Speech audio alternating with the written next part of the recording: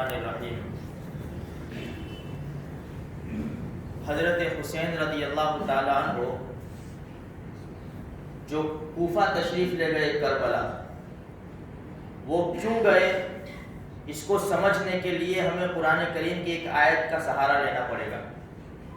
13ویں پارے میں سورہ یوسف میں حضرت یوسف علیہ السلام کا اللہ پاک نے قول نقل کیا ہے۔ یوسف علیہ السلام کو بھائیوں نے کنویں میں پھینکا اور پھر مصر عزیز مصر نے خریدا، تو پورا حکومت کا پورا نظام دیکھا یوسف علیہ السلام نے۔ جب پورا نظام سامنے آیا تو اس میں گڑبڑی نظر آئی، تو یوسف علیہ السلام نے سامنے سے کہا اجعلنی علی خزائن الارض انی حفیظ علیم، زمین کے خزانوں کا مجھے بالغ بنا دیا جائے، میں اچھی طرح اس کی نگرانی کروں گا۔ یہ اس لیے کہا کہ گڑبڑ ہو رہی تھی، جیب بھر رہے تھے لوگ اور عیاشیاں کر رہے تھے، تو کہا کہ نہیں ایسا نہیں ہونا چاہیے، مجھے اس کا زمین کے خزانوں کا مالک بنا دو۔ اچھا، امیر معاویہ رضی اللہ تعالیٰ عنہ نے جب دنیا سے پردہ فرمایا تو یزید شکار میں تھا، اس کو خبر دی گئی، وہ آیا، دیکھا، اس کو نصیحتیں وصیتیں بھی کی، وہ نارمل سمجھا، پھر چلا گیا، شکار میں چلا گیا۔ امیر معاویہ رضی اللہ تعالیٰ عنہ نے دنیا سے پردہ فرمایا تو یزید اس وقت نہیں تھا، وہ پھر آیا خبر سن کر، کو خبر دی گئی، پھر آیا۔ اب یہ تھوڑی عیاشی میں زندگی گزار رہا تھا، کچھ شراب وغیرہ کی بھی باتیں تھی، کچھ نمازیں بھی آگے پیچھے ہو رہی تھی، تو کوفہ والوں نے خط لکھا امام حسین رضی اللہ تعالیٰ عنہ کو کہ آپ تشریف لے آئے، ہم آپ کے ہاتھ کے اوپر بیعت کریں گے، اس لیے کہ یہ آدمی مناسب نہیں ہے، گڑبڑی کرنے والا ہے۔ تو امام حسین رضی اللہ تعالیٰ عنہ نے پہلے کچھ لوگوں کو بھیج دیا، اس میں مسلم بن عقیل بھی تھے، سب کو بھیجا، سب خبر کاٹنے کے لیے کہ کوفہ کے حالات کیا ہیں۔ اب انہوں نے خط پہ خط آ رہے تھے امام حسین کے پاس، پھر مسلم بن عقیل پہنچے تو انہوں نے ان کے ہاتھ پر بھی لوگوں نے بیعت کی،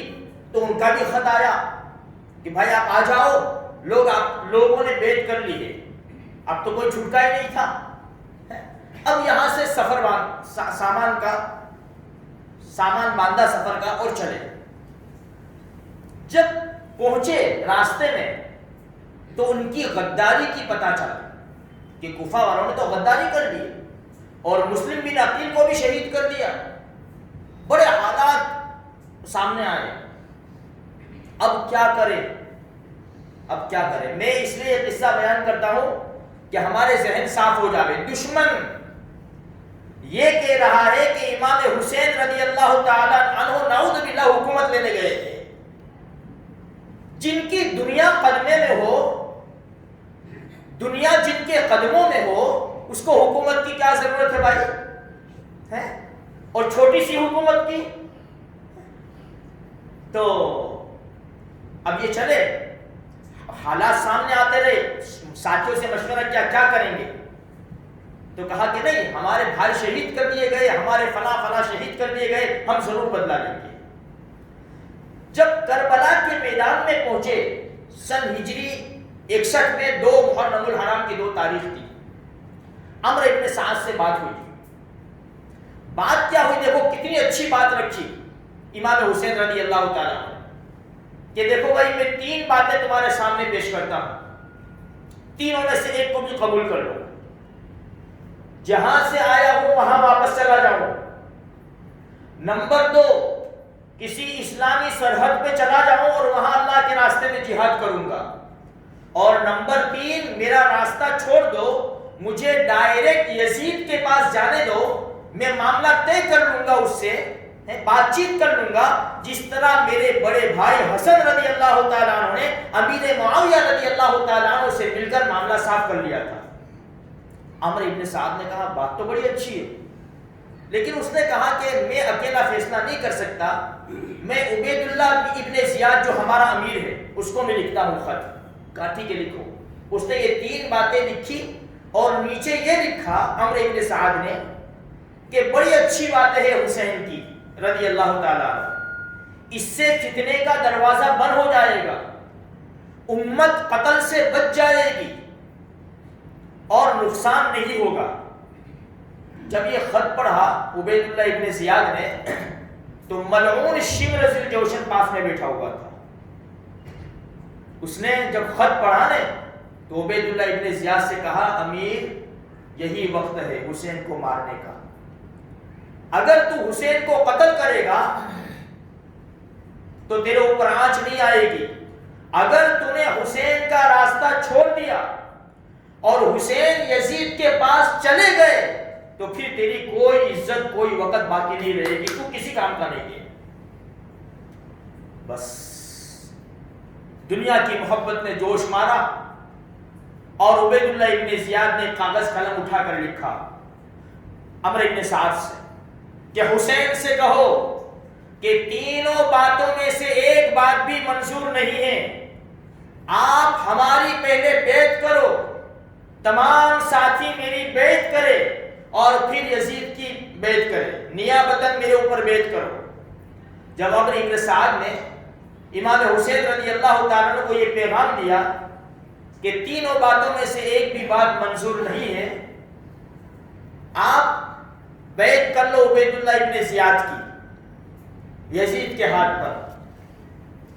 امام علی مقام رضی اللہ تعالیٰ عنہ نے فرمایا یہ تو کبھی نہیں ہو سکتا،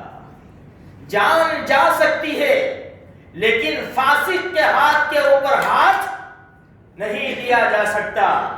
وہی ہوا، انہوں نے پھر کہا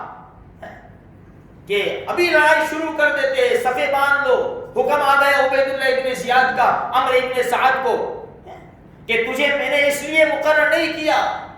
تو حسین کا سر کاٹ کر میرے پاس لا۔ یہ دنیا کی محبت بول رہی تھی، ان لوگوں نے چانس نہیں دیا اور بالآخر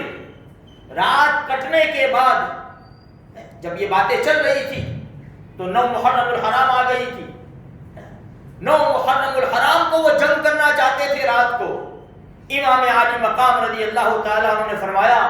سورج ڈوب رہا ہے، پہلے جنگ ہوتی تھی وہ پھٹتی تھی صبح کی، جب شروع ہوتی تھی سورج غروب ہوتا تھا جنگ بند ہو جاتی تھی، اب ابھی کیا کریں گے تم، اس لیے کل کے لیے ملتوی کر دو۔ میرے بھائیوں یہ وہ مبارک راتیں چل رہی ہے کہ نواسے رسول کا پانی بند کر دیا گیا تھا، جو پانی کی جگہ تھی عمرو ابن سعد کے لشکر نے اس کے اوپر پہرا دے دیا تھا اور عبید اللہ ابن زیاد کا حکم تھا کہ پانی کی ایک بوند بھی حسین کے قافلے میں نہیں جانی چاہیے۔ آج یہ وہ حالات تھے کربلا کے میدان کے اندر، بچے پیاس کے مارے تڑپ رہے تھے، سسکیاں لے رہے تھے، آگے بہت بڑا کام کرنا ہے، انسان کو مین چیز نہ ملے، پانی نہ ملے، 72 گھنٹے پیاسے رہنے کے باوجود بھی ان شیروں نے اللہ کے نام کے اوپر وہ لڑائی لڑی ہے کہ صفوں میں جس صف میں گھستے گئے وہ صفوں کو چیر کے چلے گئے اور دشمنوں کے لشکر کو تتر بتر کر کے رکھ دیا۔ 88 آدمی کو ان لوگوں نے قتل کر دیا تھا، بھوکے پیاسے لوگوں نے۔ آج وہ سبق ہمیں دے گئے ہیں، ہم چوڑیاں نہ پہنے میرے بھائیوں، اپنی جان کے اوپر آتی ہے انسان آستین چڑھا لیتا ہے، جب شریعت کے اوپر حرف آتا ہے، نواسے رسول کے اوپر حرف آتا ہے تو انسان کی پیشانی کے اوپر بل نہیں آتا، 2-4 الفاظ بول کر چپ ہو جاتا ہے، اپنی آنکھوں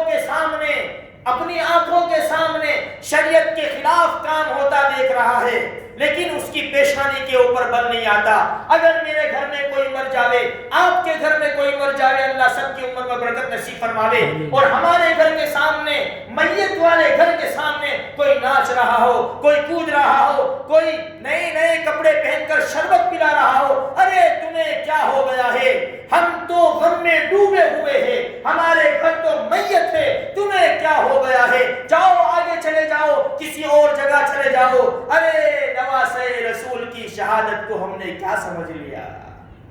میرے بھائیوں تھوڑی سی فکر کرو، یہ مبارک دن مبارک راتیں ہیں، اللہ سے محبت کرو، قرآن کریم کی تلاوت کرو، ذکر و اذکار کرو، دعائیں کرو کہ یہ کربلا کے میدان میں جو شہید ہوئے ہیں ان کے کچھ چھینٹے ہمیں لگ جاوے ہیں۔ اللہ پاک ہماری چھوٹی سی ٹوٹی پھوٹی عبادتوں کو قبول فرما کر اللہ پاک اس کا ثواب کربلا کے میدان میں شہید ہونے والوں کو اللہ پاک پہنچا دے گے۔ کل قیامت کے میدان میں اگر پوچھا جائے گا اے اللہ کچھ نہیں کیا تھا، لیکن جب بھی محرم الحرام کا مہینہ آتا تھا، 10 محرم الحرام آتا تھا، نہ ناچتے تھے، نہ کودتے تھے، نہ ہمارے حلق میں نوالے اترتے تھے، نہ ہمیں کھانا اچھا لگتا تھا، ہم اپنی زندگی سے مایوس ہو جاتے تھے کہ شہادت حسین کس طرح پیش آئی۔ اے اللہ ہم نے یہ کیا، غم کی حالت میں، کرب کی حالت میں ہم نے یہ کیا کہ کچھ پڑھ کر، کچھ ذکر کر کے، کچھ صدقہ کر کے، کچھ یتیموں کے گھر اور بیواؤں کا چولہا جلا کر، یتیموں کے سر کے اوپر ہاتھ پھیر کر ہم نے تھوڑا بہت خرچ کر کے ہم نے نواسے رسول کے کو ثواب پہنچا دیا تھا۔ میرے بھائیو بس ہمیں یہی کرنا ہے،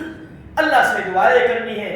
اللہ ان لوگوں کی شہادت کو قبول فرماوے۔ قبول تو ہو ہی گئی لیکن ہمارا بھی حصہ لگ جاوے نا کہ دعا کرنے والوں میں یہ لوگ بھی تھے۔ اب دیکھو کل کی جو رات ہے